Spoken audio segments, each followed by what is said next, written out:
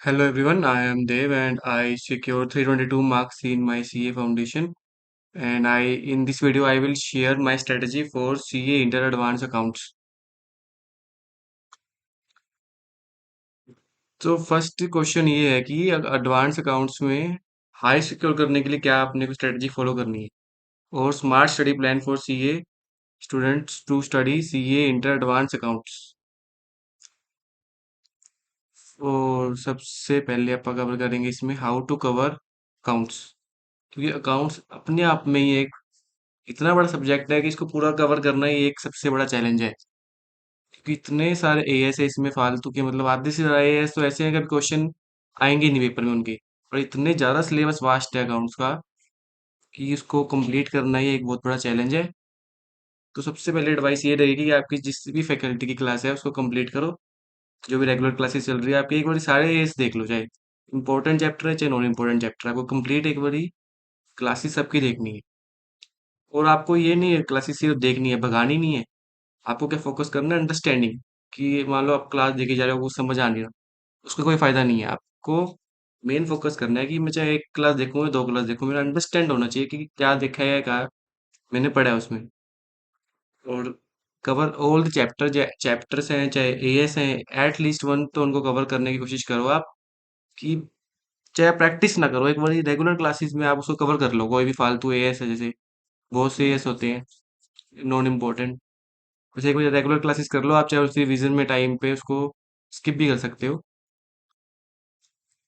So, most important chapters for CA Inter Advanced Accounts are this: amalgamation, consolidation, internal reconstruction, financial statements, branch accounting, buyback.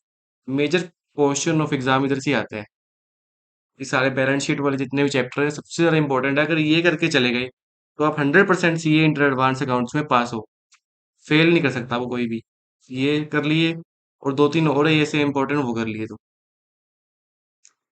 जो मान लो low priority chapters है आपके, कि मान लो non important है ऐसे, एक बार तो आपको करना ही है रेगुलर क्लासेस में।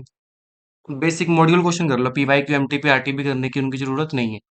कि बेसिक बेसिक क्वेश्चन कर लिए, अगर एग्जाम में दिख जाए गलती से कुछ सोल्व हो जाएगा। ICAI module is most important for CA inter advance accounts. May 26 में most of the question are from module. मतलब डायरेक्ट मॉड्यूल की वर्डिंग थी, सेम फ्रेमिंग, कोई नए क्वेश्चन नहीं बनाए मे 26 में, वही चक्के दे दिए फिगर बदल के। Question directly come from it. Do not skip illustrations. Illustration so practical, जितना भी मॉड्यूल में जितने भी क्वेश्चन है आपको सब सॉल्व करने हैं। फिर मॉड्यूल होगी आपकी, आफ्टर मॉड्यूल क्या करना है आपको, PY Qs MTP RTP solve करनी है हर एक अटेम्प्ट की। और अपने जो लेटेस्ट आरटीपी एमटीपी आएगी आपके वाले, जो भी अटेम्प्ट होगा उसकी हैंड से लिख के सॉल्व करनी है, रिटन प्रैक्टिस करनी है आपको। एटलीस्ट आपकी जो आरटीपी है एमटीपी आएगी, जो भी आपकी लेटेस्ट अटेम्प्ट की आरटीपी एमटीपी है, उसको तो आपको कम से कम रिटन प्रैक्टिस करनी है। और अगर आपको ऐसा लग रहा है कि आरटीपी क्वेश्चन डिफिकल्ट है तो आपको पैनिक नहीं करना, क्योंकि वो आपकी प्रैक्टिस के लिए होते हैं। आप उसको स्किप भी कर सकते हो, मतलब जो बिल्कुल ही अलग सा क्वेश्चन है कि आपने कभी देखा ही नहीं, तो उसकी मेन मेन पॉइंट कीवर्ड्स याद रख के आप स्किप कर दो। मॉक टेस्ट देना चाहिए नहीं देना चाहिए? अगर मॉक टेस्ट आपको जरूर देना चाहिए सी इंटर एडवांस अकाउंट्स के, क्योंकि 100 मार्क्स का पेपर सोल्व करना थोड़ा मुश्किल है 3 घंटे में, इसलिए आपकी प्रैक्टिस हो जाएगी। कोई भी दो आप दे सकते हो, आपकी फैकल्टी ने जो भी करवाए हैं कंडक्ट टेस्ट 100 मार्क्स के, वो आईसीआई मॉड्यूल के दे सकते हो आप मॉक। एक्सपेंसिव टेस्ट सीरीज आपको कोई खरीदने की जरूरत नहीं है एक्स्ट्रा। जो आपकी फैकल्टी दे रही है वो, और आईसीआई प्रोवाइड करती है वो, बहुत इनफ है।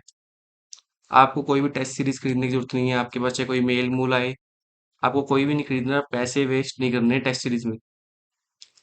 बेस्ट फैकल्टीज, ये कुछ फोर नेम बताए हैं मैंने आपको। जो भी आपको इनमें से मतलब आपके अंडरस्टैंडिंग इसके साथ मैच होती है, आप उनकी क्लासेस ले सकते हो।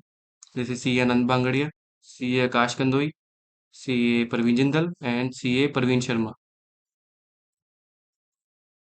अब एक सब में ही डर होता है कि रेगुलर क्लासेस होगी, सब कुछ हो गया, कॉन्फिडेंस नहीं आ रहा अभी भी। रेगुलर क्लासेस कर ली, रिविजन्स कर ली, पीवाई क्यू एमटीपी आरटीपी सब कुछ कर लिया, अभी भी कॉन्फिडेंस नहीं आ रहा। और ये मोस्ट कॉमन प्रॉब्लम आती है एग्जाम टाइम पे। तो आपको कुछ नहीं करना, जो मेन मेन चैप्टर मैंने आपको पहले बताया था उनको रिवाइज करना है वापिस से। कॉन्फिडेंस आएगा रिवीजन से, जितनी रिवीजन होगी उतना कॉन्फिडेंस। एटलीस्ट 3 to 4 रिवीजन तो आपकी होनी चाहिए मेन चैप्टर्स की, और 1 to 2 रिवीजन होनी चाहिए फालतू वाले नॉन इम्पोर्टेंट चैप्टर की। Confidence equal to revision.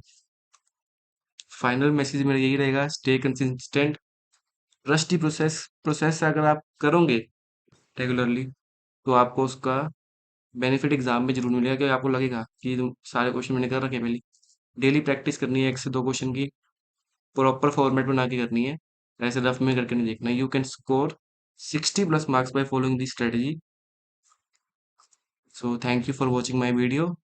अगर आपको वीडियो अच्छी लगे तो please like, subscribe and share कर दीजिए अपने दोस्तों को। Thank you.